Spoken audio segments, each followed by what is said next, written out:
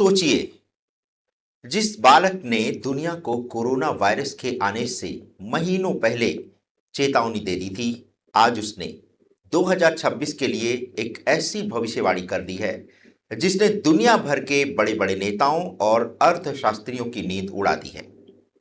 क्या सच में 2026 में इंसान और आर्टिफिशियल इंटेलिजेंस यानी एआई के बीच एक भयंकर विद्रोह होने जा रहा है?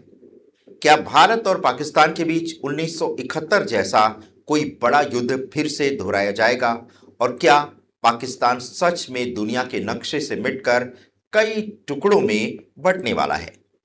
आज हम इन दावों की चीरफाड़ करेंगे और जानेंगे कि इन खौफनाक भविष्यवाणियों के पीछे ग्रहों का कौन सा खतरनाक खेल चल रहा है।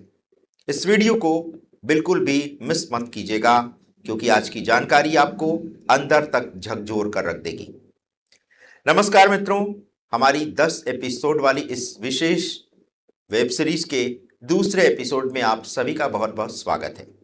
पिछले एपिसोड में हमने 2026 के ग्रहों की स्थिति का पूरा लॉजिक समझा। आज हम बात करने वाले हैं भारत के सबसे कम उम्र के और सबसे चर्चित भविष्यवक्ता अभिज्ञ आनंद की। वही अभिज्ञ आनंद जिन्होंने 2019 में ही बता दिया था कि नवंबर 2019 से अप्रैल 2020 के बीच दुनिया पर एक भयानक संकट आएगा। उन्होंने रूस यूक्रेन युद्ध, इजराइल हमास संघर्ष और ताइवान के भूकंप की भी सटीक भविष्यवाणियां की थी। अब उनका रडार 2026 पर लॉक हो चुका है। अभिज्ञ आनंद के अनुसार 2026 कोई आम साल नहीं है। ज्योतिष के नजरिए से देखें तो ये सदियों में एक बार आने वाला ऐसा समय है जो पूरे युग को बदल कर रख देगा। उनका मानना है कि दुनिया पुरानी व्यवस्थाओं के टूटने और नई व्यवस्थाओं के बनने के बीच एक ब्रिज या पुल से गुजर रही है। इसका मतलब है कि बहुत कुछ टूटेगा, लेकिन बहुत कुछ नया बनेगा भी। तो चलिए बिना किसी देरी के उनकी सबसे बड़ी भविष्यवाणियों को डिकोड करते हैं। सबसे पहले बात करते हैं उस भविष्यवाणी की जो सीधे तौर पर आप और हम से जुड़ी है, यानी भारतीय उपमहाद्वीप और 1971 की पुनरावृत्ति। अभिज्ञ आनंद ने साफ शब्दों में चेतावनी दी है कि 2024-25 से शुरू हुआ ये तनाव अब 2026 में अपने चरम पर पहुंच गया है और हम 1971 के युद्ध जैसे हालात फिर से देखने जा रहे हैं। आपको याद होगा कि 1971 में क्या हुआ था। पूर्वी पाकिस्तान अलग होकर बांग्लादेश बना था और एक भयानक युद्ध हुआ था। अभिज्ञ का कहना है कि पाकिस्तान कश्मीर में फिर से बड़ा बवाल करने की कोशिश करेगा, जिसके कारण एक व्यापक क्षेत्रीय युद्ध छिड़ सकता है। लेकिन इसके पीछे का लॉजिक क्या है? ज्योतिष के अनुसार भारत और पाकिस्तान की कुंडली में मंगल और शनि का भारी तनाव बन रहा है। जब मंगल बार बार एक्टिवेट होता है तो वो देशों के बीच आक्रामकता और हिंसक प्रवृत्ति को जन्म देता है। अभिज्ञ का दावा है कि इस टकराव का नतीजा पाकिस्तान के लिए बहुत बुरा होगा और इस दशक के अंत तक पाकिस्तान आंतरिक कलह के कारण कई टुकड़ों में टूट सकता है। हालांकि उन्होंने ये भी कहा है कि भारत इस स्थिति से सफलतापूर्वक बाहर आ जाएगा, लेकिन इस संघर्ष के निशान काफी गहरे होंगे। अब बात करते हैं दुनिया के बाकी हिस्सों की, क्योंकि अभिज्ञ के अनुसार 2026 में सिर्फ भारत पाकिस्तान ही नहीं बल्कि कई और रेड जोन्स या खतरनाक इलाके खुलने वाले हैं। उन्होंने 3 मुख्य जगहों की पहचान की है।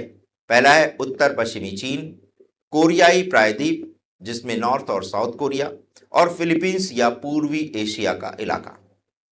चीन के अंदरूनी हिस्सों में एक बहुत बड़ा विद्रोह या तनाव पनप सकता है। कोरिया में मंगल और शनि का दबाव इतना ज्यादा होगा कि कोई छोटी सी चिंगारी भी वैश्विक युद्ध का रूप ले सकती है। यहां तक कि ताइवान और प्रशांत महासागर के इलाकों में बड़े भूकंपों और प्राकृतिक आपदाओं की भी आशंका जताई गई है। चलिए अब उस विषय पर आते हैं जो आज के युवाओं और नौकरी पेशा लोगों को सबसे ज्यादा डरा रहा है, यानी कि एआई का विद्रोह, एआई रेबेलियन।